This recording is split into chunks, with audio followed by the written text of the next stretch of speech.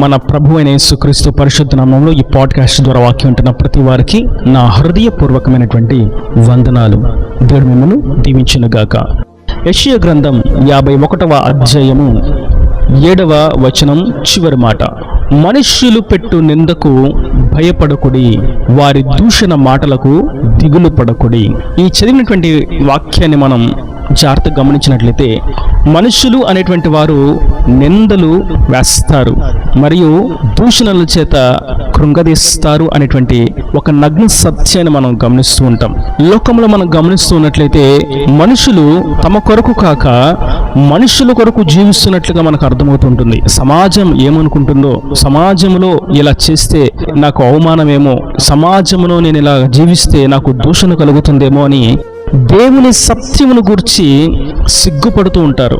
వాక్యాన్ని బహాటంగా చెప్తే నన్ను నిందిస్తారేమో, గలమెత్తి ఆయనను గూర్చినటువంటి కీర్తన పాడితే నన్ను దూషిస్తారేమో, నన్ను నిందిస్తారేమో అనేటువంటి భావనతో క్రీస్తుకు దూరం అవుతున్నటువంటి పరిస్థితుల్లో అనేకులు ఉన్నట్లుగా మనకు కనబడుతూ ఉంటారు.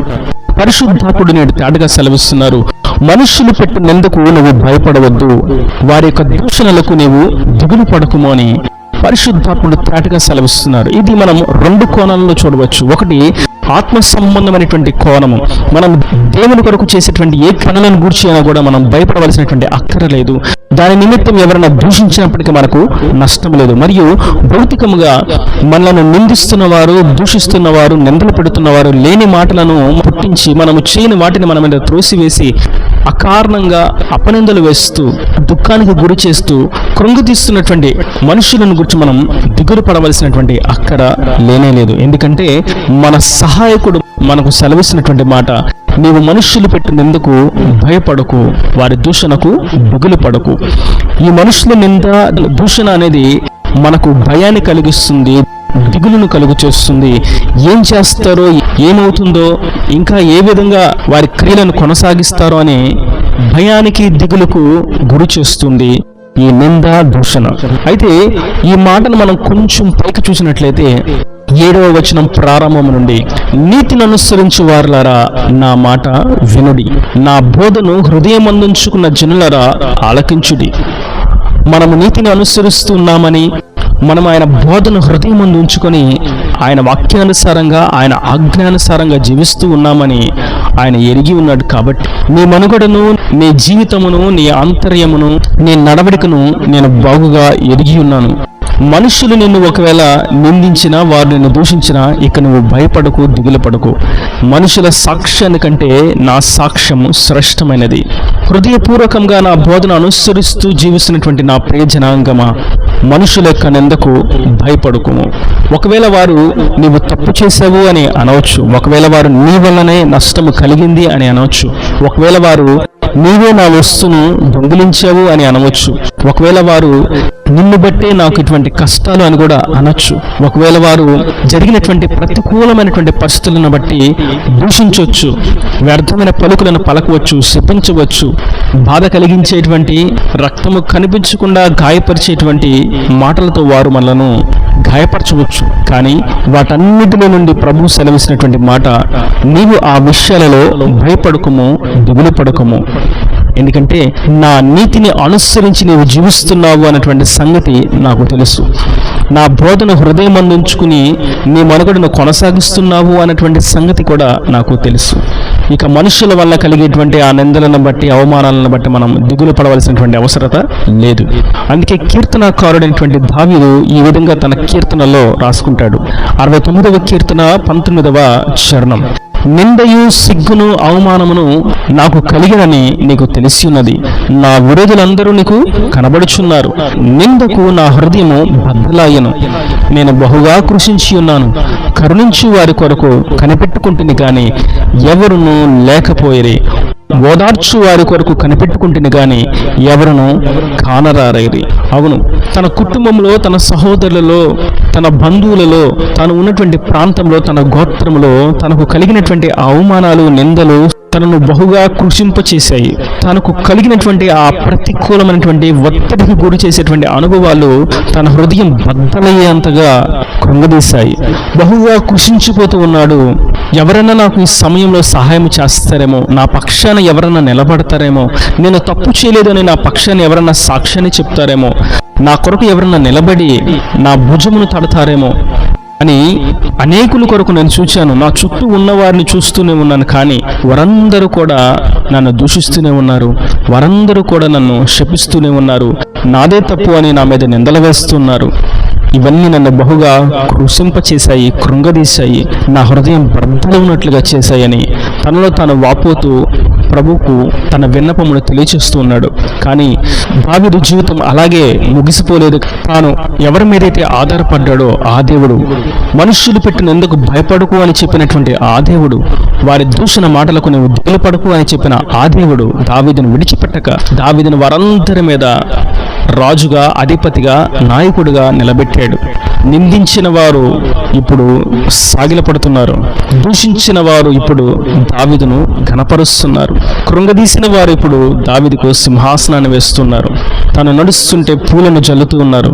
కారణం, మనుషులు అకారణంగా పెట్టేటువంటి నింద, అనవసరంగా దూషించేటువంటి దూషణ దేవుడు దీవెనలుగాను ఆశీర్వాదకరంగాను మార్చివేస్తాడు. కాబట్టి హేతువు లేని శాపము, హేతువు లేనటువంటి నిందలు, హేతువు లేనటువంటి దూషణలు అవి నీతిమంతులను, నీతిని అనుసరిస్తున్న వారిని, ఆయన బోధయందు శ్రద్ధ కలిగి హృదయమందు ఆయన ఆజ్ఞలను, కట్టడలను కాచుకున్న వారిని ఏమీ చేయలేవు అనేటువంటి సంగతి మనం ఈ వచనం ద్వారా గమనిస్తాం. మరియు దానియేలును గురించి మనం చూస్తాం.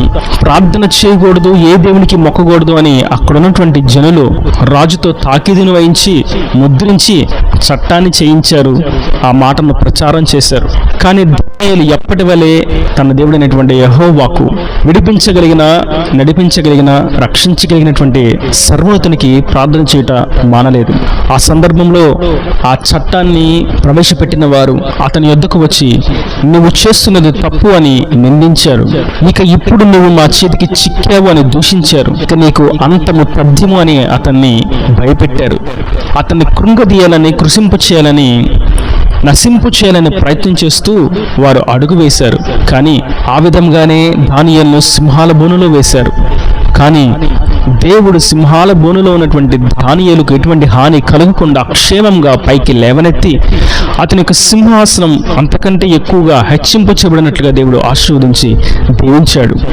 మనుషులు మనం చేసినటువంటి పని తప్పు అని అనవచ్చు. మనం క్రీస్తును ఆరాధిస్తున్నప్పుడు ఇది చేయకూడదు అని అనవచ్చు. మనం సాక్ష్యం చెప్తున్నప్పుడు ఇది అసాధ్యం అని కూడా చెప్పవచ్చు. కానీ వారి యొక్క దూషణలకు, వారి యొక్క నిందలకు, వారి యొక్క మాటలకు మనం కృషించిపోక, కృంగిపోక, మనలో ధైర్యాన్ని నింపుతున్న ధైర్యదాతునికి మనల్ని మనం సమర్పించుకుంటూ ధైర్యంగా ముందుకు సాగిపోవాలని పరిశుద్ధాత్ముడు గట్టిగా సెలవిస్తున్నారు.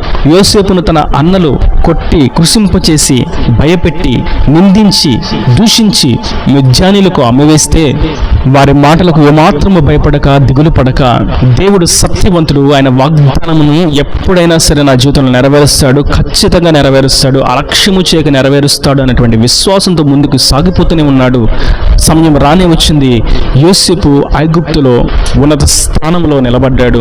ఒకప్పుడు దూషించిన, అవమానపరిచిన, నిందించిన అన్నలు యోసేపు కాళ్ళ చెంతకు చేరారు. ఒకవేళ ఆనాడే అన్నలు నన్ను ఇలాగ దూషిస్తున్నారు, ఇలాగ నన్ను నిందిస్తున్నారు, ఇలాగ నా మీద పగన పెంచుకున్నారని ప్రార్థించడం మానవేసి దేవునికి దూరం అయిపోయి ఉన్నట్లయితే యోసేపు జీవితంలో దేవుని యొక్క వాగ్దానం నెరవేర్చబడేది కానే కాదు. కనుక నేటి వాక్యం ఉంటున్నటువంటి నా ప్రియ సహోదరులారా, మనం నీతిని అనుసరిస్తూ, భక్తిగా జీవిస్తూ, ఆయన వాక్యానుసారంగా ఆయన బోధన మన హృదయంలో దాచుకొని కట్టడలను అనుసరిస్తూ జీవిస్తున్నట్లయితే నిశ్చయంగా మనుషుల యొక్క నిందలకు, అవమానాలకు, దూషణలకు, శాపాలకు, వారి యొక్క విపరీతమైనటువంటి క్రియలకు మనం దిగులు పడవలసిన, భయపడవలసినటువంటి అక్కర లేని లేదు అని పరిశుద్ధాత్ముడు తేటగా సెలవిస్తుండగా మనం ఆయనను బట్టి ధైర్యమును తెచ్చుకొని ఈ నిందలన్నిటినీ, ఈ దూషణలన్నిటినీ ఆయన దీవెనకరంగాను ఆశీర్వాదకరంగాను మార్చివేస్తాడన్నటువంటి సత్యాన్ని గుర్తించి ఆత్మీయ స్పృహతో మనము గమ్యానికి చేరినట్లుగా ముందుకు సాగిపోదాం. ఇలా మనం గమనిస్తున్నట్లయితే చరిత్రలో ఎంతో మంది మనుషుల నిందలకు, దూషణలకు భయపడక ముందుకు వెళ్ళిన వారు ఉన్నారు. వారి నిందలకు, దూషణలకు భయపడి ఆత్మీయ యాత్రలు నిలిచిపోయిన వారు కూడా ఉన్నారు. కానీ నేడైతే మనం ఆయన సత్య వాక్యాన్ని బట్టి ధైర్యం తెచ్చుకుని ఆయన వాక్యానికి విలువిస్తూ ఆయన మనతో మనుషులు పెట్టిన ఎందుకు భయపడవద్దని, దూషణకు దిగులు పడొద్దని చెప్పి ఉండగా దానిని బట్టి ధైర్యంతో కోర్టు సమస్యలైనా, కుటుంబ సమస్యలైనా, చీకటి క్రియలైనా, ఉద్యోగంలో సమస్యలైనా, వ్యాపారంలో సమస్యలైనా, ఎవరెవరు ఏ విషయాల్లో మనల్ని నిందిస్తూ దూషిస్తూ ఉన్నారో వాటన్నిటి విషయాల్లో దేవుడు మనకు తోడుగా ఉన్నాడనేటువంటి సంగతిని గుర్తిస్తాం. ఇంటి పక్కన వారితో అయినా, బంధువులతో అయినా, రక్త సంబంధికులతో అయినా ఎవరెవరు మనల్ని నిందిస్తూ దూషిస్తున్నారో వాటన్నిటి విషయాల్లో కూడా ప్రభు మనకు తోడుగా ఉన్నాడని, వాటి నుండి మనల్ని విడిపించే శక్తిమంతుడు మనకు సహాయకుడై ఉన్నాడని, మన రక్షణ కర్త అయి ఉన్నాడని, మన రక్షణాధారమై ఉన్నాడనేటువంటి సంగతిని గుర్తించి మనం ముందుకు సాగిపోదాం. దేవుని రాజ్యానికి వారసులుగా మార్చబడదాం. ఈయన దేవుని మాట ప్రతి మన హృదయం అన్నిటికంటే ఫలింపచేయను గాక. ఆమేన్. God bless you. తలలో వంచి కన్నులు మూసినట్టయితే మీ కొరకు చిన్న ప్రార్థన. ప్రేమస్వరూపి కరుణ కటాక్షం గల నా తండ్రి, నా ప్రభు ఈ వాక్యాన్ని ప్రతి వారిని మీరు నిండాలుగా దీవించండి, ఆశీర్వదించండి. మనుషులు పెట్టినందుకు భయపడకూడదని, వారి దూషణలకు దిగులు పడకూడదని మీరు సెలవిచ్చారు. కారణం మేము నీతిని అనుసరిస్తున్నామని, నీ బోధన హృదయం ఉంచుకొని నీ ఆజ్ఞలను అనుసరించి జీవిస్తున్నామని మీరు చూస్తున్నారు. నీవు ఇచ్చినటువంటి ప్రోత్సాహకరమైనటువంటి మాటను బట్టి నీకు వందనాలు, కృతజ్ఞతాస్తులు చెల్లిస్తూ వాక్యం ప్రతి వారిని మీరు అట్టి విధంగా ధైర్యపరిచి, భయాల నుండి, దిగుల నుండి విడిపించి నీ సన్నిధిలో సాక్షి నిలబెట్టమని, నీ రాకడ రాజ్యాన్ని సిద్ధపరచమని యేసు పరిశుద్ధ నామమున ప్రార్థించి వేడుకుంటున్నాను తండ్రి. ఆమేన్. ఆమేన్.